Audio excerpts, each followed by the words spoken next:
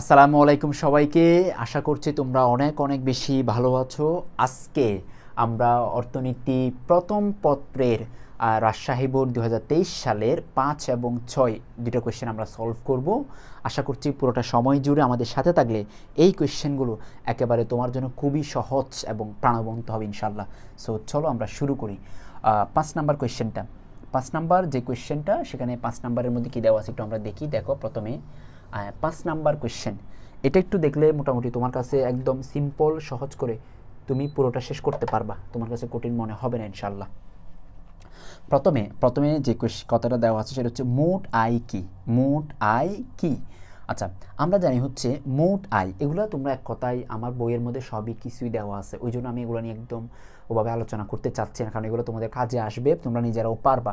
মোট আয় কি? তারপর হচ্ছে দীর্ঘকালে স্থির ব্যয় থাকে না কেন, এগুলো অনেকবার উত্তর দিছি। দীর্ঘকালে কেন স্থির ব্যয় থাকে না, স্বল্পকালে থাকে, দীর্ঘকালে স্থির ব্যয় থাকে না। তাহলে আমি এগুলোতে যাচ্ছি না, আমি সরাসরি কোয়েশ্চেনগুলোতে চলে যাচ্ছি। উদ্দীপকতে গড় ব্যয় রেখা অঙ্কন করো। গড় ব্যয় কি এখানে দেওয়া আছে? এখানে তো দেওয়া নাই, অঙ্কন করতে বলেছে। উদ্দীপক থেকে গড় ব্যয় রেখা কী করো? অঙ্কন করো। গড় ব্যয়ের জন্য আমাকে মোট ব্যয় লাগবে, মোট ব্যয় থেকে আমি গড় ব্যয় বের করতে পারবো, তাহলে আমরা মোট ব্যয়টা বের করে ফেলি। এখানে মান দেওয়া আছে না, চলো আমি এই পাশে লিখলাম, তুমি তো এই পাশে লিখবা না, তুমি ওই পাশে লিখবা। আমি এখানে দুইটা গড় করলাম, দেখো এই তুমি এই দুইটা গড় করবা যে সবার শেষে, এখানে জায়গা নেই ওই জন্য আমি এখানে করতেছি। আচ্ছা দেখো, একটা হচ্ছে মোট ব্যয়, তাহলে মোট ব্যয়কে আমরা বলবো হচ্ছে টিসি, মানে টোটাল কস্ট, এটা হচ্ছে এসি। তাহলে আমি টিসি এবং এসি বের করতে হবে না, চলো আমরা মানগুলো দিই। তাইলে এই দেখো দেখো টিসি মানে কি? টিসি হচ্ছে এই যে টিএফসি এবং হচ্ছে টিভিসি দুইটা যোগ করলে, তাহলে 100 এবং 60 যোগ করলে হচ্ছে কত? 160। এরপরে হচ্ছে 100 এবং 100 যোগ করলে এটা হচ্ছে 200। 100 এবং 260 যোগ করলে এটা হচ্ছে 360। তারপর 100 এবং 500 যোগ করলে এটা কত হবে? এটা হচ্ছে 600। এখন এসি কেমনে পাবো? এসি হচ্ছে আমরা জানি হচ্ছে টিসিকে উৎপাদনের পরিমাণ দিয়ে ভাগ করলে, টিসিকে উৎপাদনের পরিমাণ দিয়ে কী করলে? ভাগ করলে একদম সিম্পলি তুমি পেয়ে যাবা। তাহলে 160কে 1 দিয়ে ভাগ করলে হচ্ছে 160ই হবে। 200কে যদি 2 দিয়ে ভাগ করি তাহলে হচ্ছে 100 হবে। আবার 360কে যদি 3 দিয়ে ভাগ করি, 3 18 কত হয়? 3 36 না, 3 10 30, 3 12 36, তাহলে এটা হচ্ছে যে 120। এটা কত হবে? 120। আর 600কে মানে 4 দিয়ে ভাগ করলে হচ্ছে তোমার হচ্ছে কত হবে? 600, মানে 600কে 4 দিয়ে ভাগ করলে আমরা পাবো হচ্ছে তোমার হচ্ছে 20 না, 4 5 20, তাহলে হচ্ছে যে 5 বার, তাহলে এটা হচ্ছে যে 40, 140, সরি 140, শূন্য একটা বেশি হয়ে যাচ্ছে, 140।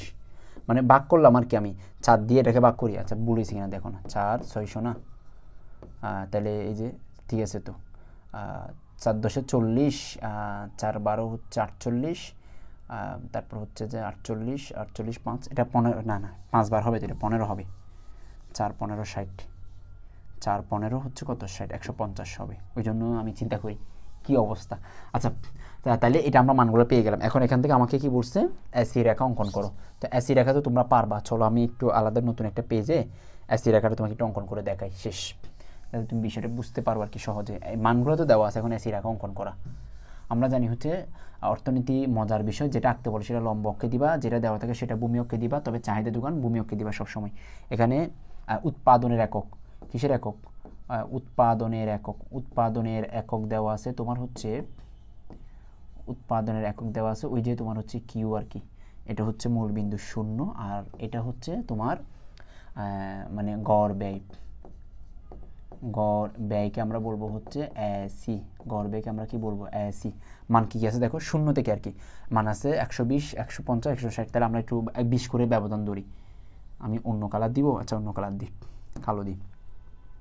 এটা হচ্ছে 100, আর এটা মনে করে ধরলাম হচ্ছে 120, এটা হচ্ছে কত? 120, আর নাই তো, আচ্ছা এটা আছে 140, এটা হচ্ছে 160, মানে 20 20 করে ধরলাম আর কি।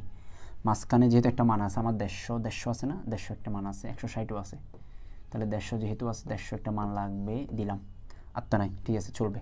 তাহলে আর এদিকে উৎপাদনের পরিমাণ কত আছে? উৎপাদনের পরিমাণ আছে তোমার হচ্ছে যে 1, উৎপাদনের পরিমাণ 2, উৎপাদনের পরিমাণ হচ্ছে 3, উৎপাদনের পরিমাণ হচ্ছে 4। যখন 1 তখন হচ্ছে 160, তার মানে যখন 1 তখন হচ্ছে 160, তাহলে 160-এর সাথে 1-এর সম্পর্ক, এখানে একটা বিন্দু হবে। যখন 2 তখন হচ্ছে 100, তাহলে যখন 2 তখন হচ্ছে 100, এখানে একটা বিন্দু হবে। যখন 3 তখন হচ্ছে কত 120, তাহলে 120-এর সাথে এটা এখন কিন্তু ঊর্ধ্বগামী হচ্ছে আর কি। এই সরি একটু বাঁকা গেছে না,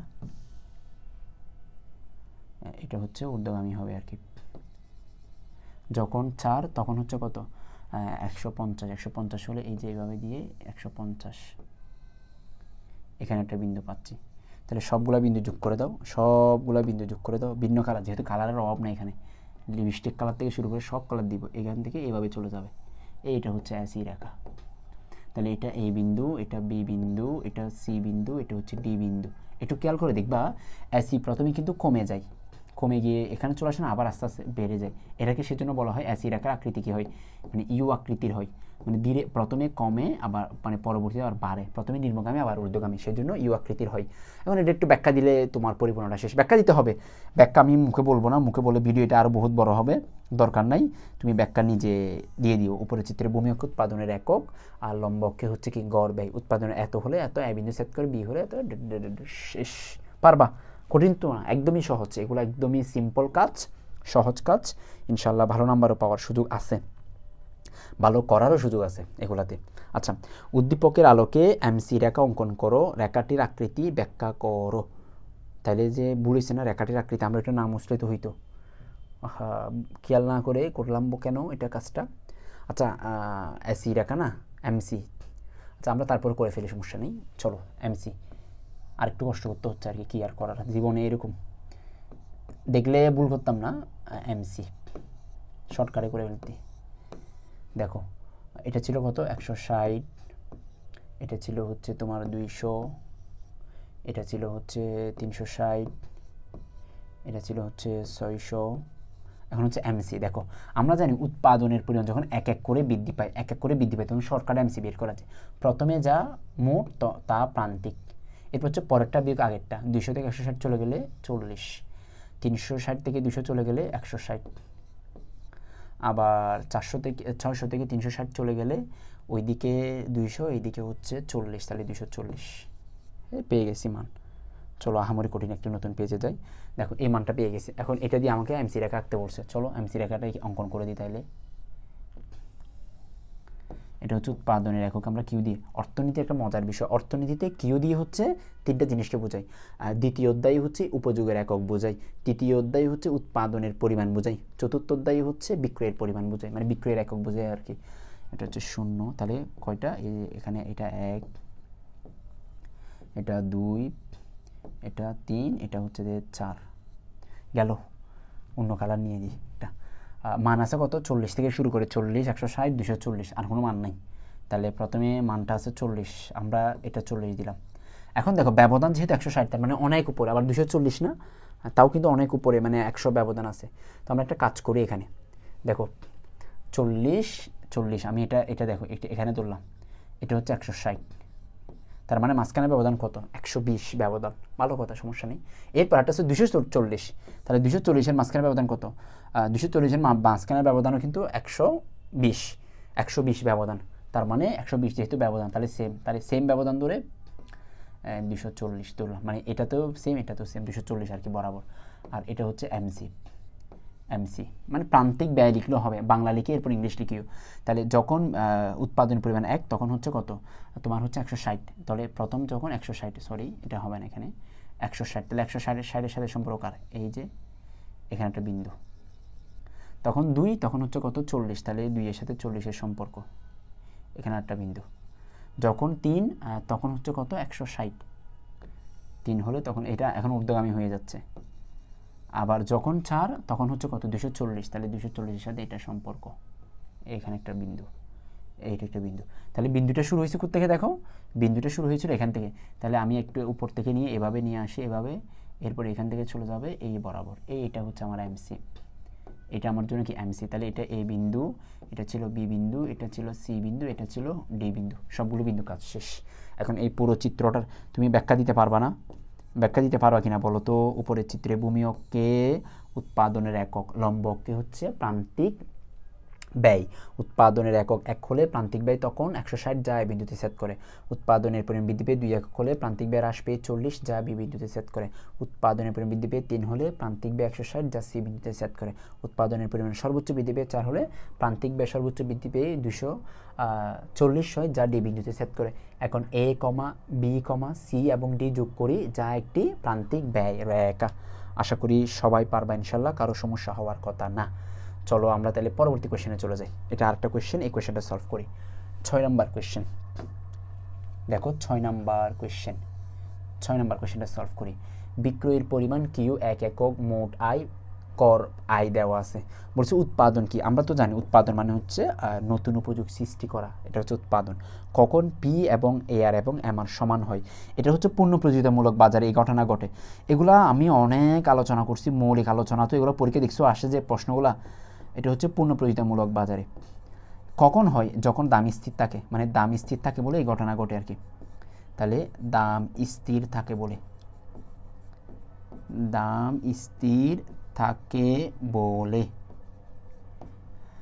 দাম স্থির থাকে বলে মানে এই ঘটনা ঘটে। উদ্দীপক হতে প্রান্তিক আয় রেখা অঙ্কন করো। তো এখানে গড় আয় দেওয়া আছে, মোট আয় দেওয়া আছে, প্রান্তিকে পারবো। তো প্রান্তিক আয় রেখা বলছে না, রেখাটা তোমরা অঙ্কন করিও, আমি শুধু প্রান্তিক আয়টা বের করে দিই। এটা হচ্ছে যে এম আর।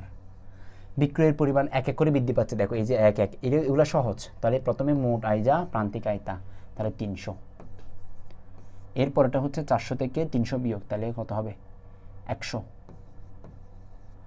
এরপরেরটা দেওয়া আছে কত, তোমার হচ্ছে কত, এই এরপরে দেওয়া আছে হচ্ছে তোমার কত, তোমার 100, বিয়োগ করলে 100।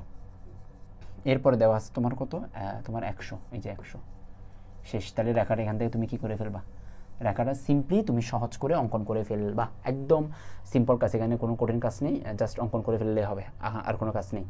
আচ্ছা না, এখানে একটু জটিলতা আছে, তোমাকে একটু বলি আমি। এখানে গড় আয় তো সবসময় সমান, আমরা এটা কিন্তু সব জায়গায় এই কনসেপ্টটা সব জায়গায় মিলে যায়, কিন্তু একটু জটিলতা হয় এই গড় আয় এবং মোট আয় যখন বের করতে যাই আমরা। দেখো জটিলতা কোন জায়গায় একটু আমরা বলি। দেখো আমরা জানি এই যে বাকিগুলো সব সেম পাবা তুমি, বাকিগুলো সব যে 1 1 করে ব্যবধান আছে সবগুলো 100 100 করে, কিন্তু প্রথমটা 300 হয়েছে না, যে প্রথমে মানে বিক্রয়ের পরিমাণ যখন 3 তখন হচ্ছে মোট আয় 300। তাহলে 300 হলে এখানে যা আছে তা, কিন্তু এখানে একটু ডিফারেন্ট যে জিনিসটা তুমি ফিল করবা সেটা হচ্ছে, আমরা জানি হচ্ছে এই যে প্রান্তিক উপযোগ, প্রান্তিক আয় মানে হচ্ছে এমআর, মার্জিনাল রেভিনিউ। এই যে মার্জিনাল রেভিনিউ 1 নাম্বারটা কত বের করছি আমরা 300, এটা একটু বোঝানোর জন্য এই কাজটা আসলে 300, যেহেতু আমরা সবসময় এই সূত্র দিয়ে শর্টকাটে করে ফেলি, কিন্তু এই জিনিসটা শর্টকাটে এখানে মিলবে না, শুধু একটা জায়গায়, এই মানে মোট আয় গড় আয়ের বেলায়। দেখো আমরা প্রথমটা 300 কেমনে বের হয়েছে বা এটা হবে কিনা আদৌ একটু দেখি। এমআর সমান হচ্ছে MR1 বের করতেছে আর কি।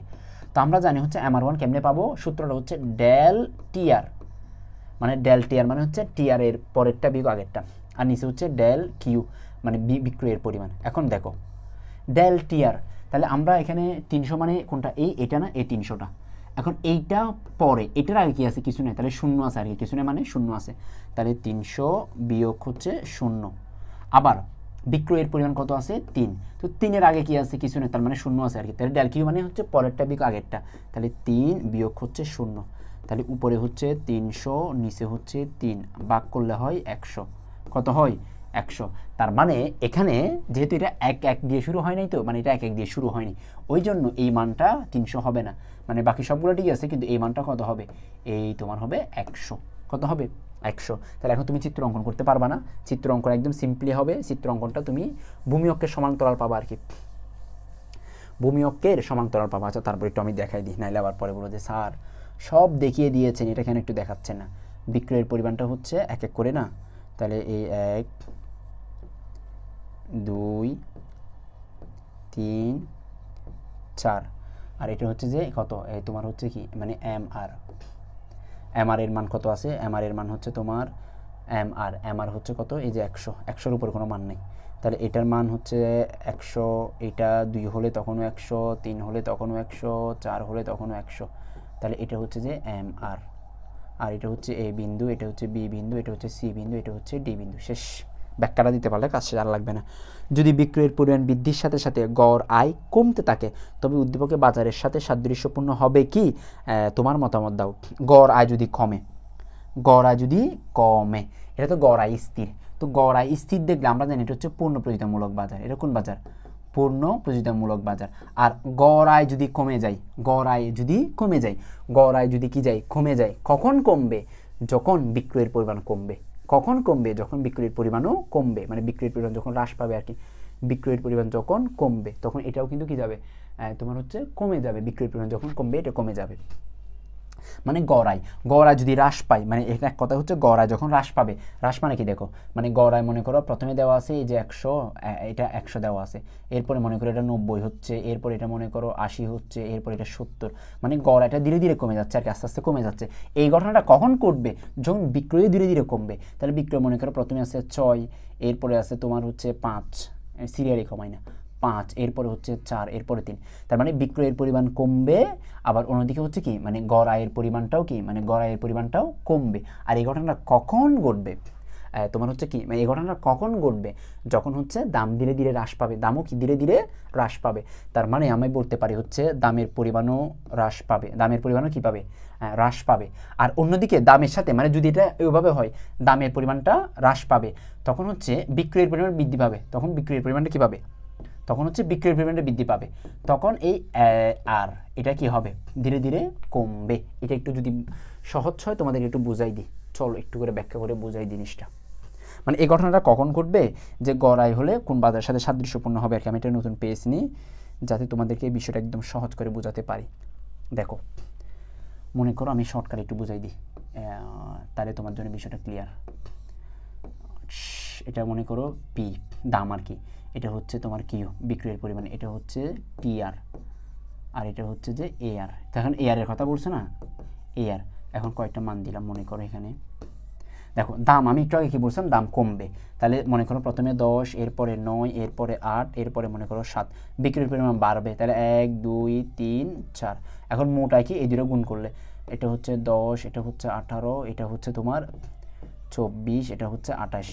এখন গড়টা কেমনে পাবা? মোটকে যদি বিক্রির পরিমাণ দিয়ে ভাগ করি, তাহলে 10, এটা হচ্ছে 9, এটা হচ্ছে তোমার 8, এটা হচ্ছে তোমার 7। তাহলে এই যে ধীরে ধীরে কমতেছে, এটা ধীরে ধীরে কি পাচ্ছে? হ্রাস পাচ্ছে না, কমে যাচ্ছে আর কি, মানে কমবে, এই যে কমে যাচ্ছে। এইটা হচ্ছে তোমার একচেটিয়া বাজার বা অপূর্ণ প্রতিযোগিতামূলক বাজার। একচেটিয়া বাজার বা অপূর্ণ প্রতিযোগিতামূলক বাজার। একচেটিয়া বাজারে বিক্রেতা যেহেতু একজন, তাকে সে চায় তার দ্রব্যের দাম ধীরে ধীরে কমিয়ে অধিক পরিমাণ বিক্রয় বাড়াতে। তাহলে দাম ধীরে ধীরে কমায়, অন্যদিকে বিক্রয়ের পরিমাণ বাড়ে, তখন মোট আয় ক্রমহ্রাসমান হারে বাড়ে। কি হারে? ক্রমহ্রাসমান হারে বাড়ে। অন্যদিকে গড় আয় ধীরে ধীরে হ্রাস পায়। তাহলে কোন বাজার? একচেটিয়া বাজার, বা এটাকে আমরা বলতে পারবো হচ্ছে কি, অপূর্ণ প্রতিযোগিতামূলক বাজার। কোন বাজার? অপূর্ণ প্রতিযোগিতামূলক বাজার। আমি এখানে দাম দিয়েছি, তুমি 10 টাকা ধরে আমি উদাহরণ দিলাম, তুমি দাম 10 টাকা না ধরে তুমি চাইলে 100 টাকা থেকে ধরতে পারবে। 190, 80, 70 এভাবে ধরবা, মানে মাঝখানের ব্যবধানটা ঠিক রেখে তুমি হ্রাস করলেই হবে। সো আশা রাখবো ইনশাল্লাহ তোমরা এই বিষয়টা একেবারে সহজ করে বুঝতে পারবা, আর সহজ করে বুঝে সর্বোচ্চ প্রস্তুতি নিতে পারবা। আমাদের এই ক্লাসগুলো তোমার যদি ভালো লাগে, বন্ধুবান্ধব সবাইকে একটু জানাতে ভুলো না, আর সবাইকে জানাবা এই উদ্দেশ্যে যাতে সবারই উপকারে আসে। আমি আশা রাখবো এই ক্লাসগুলো যদি নিয়মিত দেখো, ইনশাল্লাহ সর্বোচ্চ তুমি ভালো করতে পারবা। সো তোমাদের জন্য অনেক অনেক শুভকামনা। ভালো থেকো, সুস্থ থেকো।